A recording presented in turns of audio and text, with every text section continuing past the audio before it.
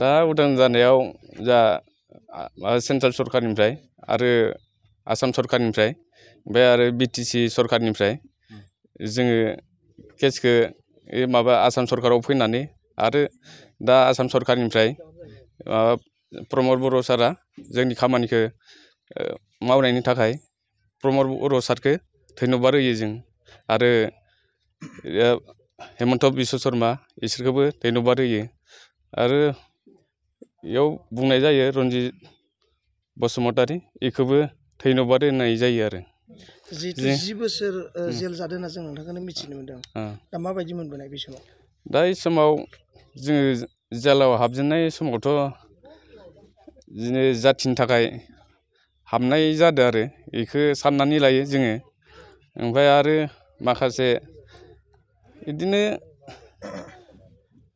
गोबां खस्थ' मोनबोबाय आरो रायजो राजानि थाखाय जेनेबा नांबोनाय जादों आरो रायजो राजानि थाखाय आरो माखासे माबायदि दुखु सहायबोनांदों अखा बांखा आरो हाब्रु दैब्रु न' बां गारनानै जाथिनि थाखाय नांबोनाय जादों आरो ओमफ्राय नोंथांनि थंखौ फोरमाय आंनि थङाथ' आंनि मुंखौथ' लंकेश्वर बर' होनो ओमफ्राय आरो गामि कलबारि बिलासै होनो आरो लंकेश्वर बर' नङा लान्था गामियाव ओरैनो लान्थाबो होनो दा जों गोजोननाय मोनदों गतिके जोंनि बिटिआर सरकार आरो आसाम सरकारजों लोगो नांनानै सेन्ट्रेलनिफ्राय लाबोदों दा जोंखौ दा बिटिआर गभर्नमेन्टआ मोजाङै अनसायदों आरो उदां अख्राङाव गथारबाय होनना फोरमायगोन नामा दा जों उदां अख्राङावनो दं होनजायो दा बेसेबांसो गोबाव जेल जाबोखो होनना जों 10 इयार्स 10 बोसोर जाबोदों जेल जानाया नोंथांनि जारिमिनखौ फोरमायनाय जिहेतु आफादाव एनडिपिआव थांनायनि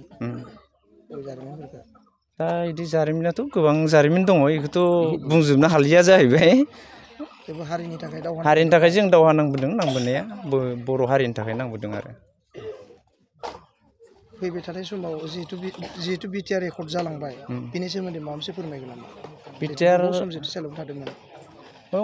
जोंखौ बिटिआर रेकर्ड जानाय समावनो बख'नो हायोमोन जुदि बख'योमोनब्ला थेवबो दाबो जेबो उसुबिदा जायाखै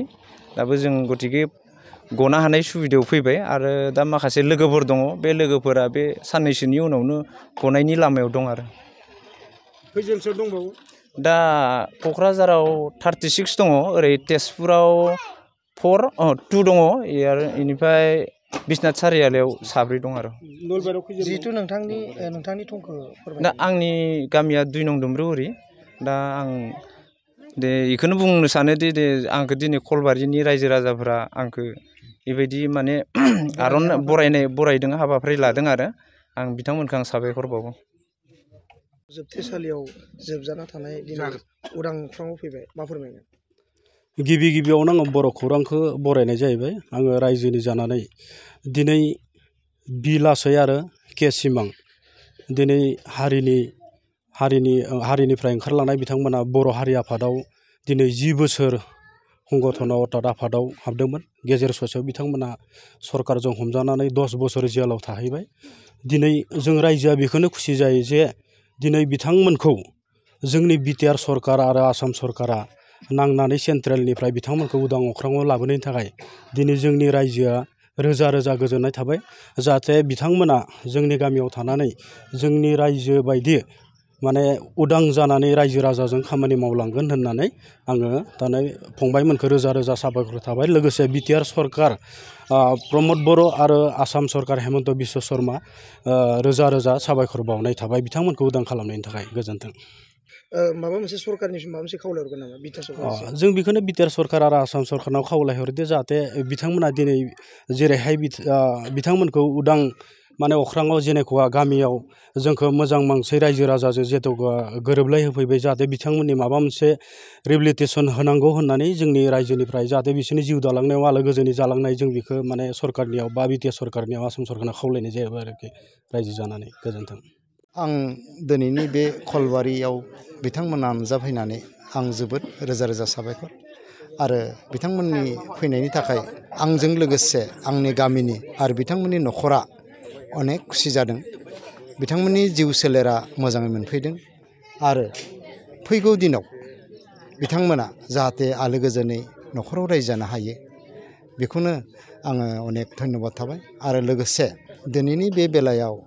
आसाम सरकार प्लास बिटिआर सरकार बिथांमोननि नाजानायाव बिथांमोना उदां अख्राङाव फैनो हादों। आरो बिथांमोननि रिहेबिलिटेसन होनोब्ला अलरेडि सरकारा बेबायदि आसनि दंबायानो दं आरो होबायबो दङ। आवगायबो एसे होदोंमोन, दाबो निस्सय इसोरखौ होगोन आंहा आखा दङ। जाहाथे होयो। जिहेथु रायजोनिफ्राय खावलायहरनाय रायजोनिफ्राय खावलायनाय जाबाय आरो मोनथों होननानै आङो बेखौ बुंनाय जाबाय।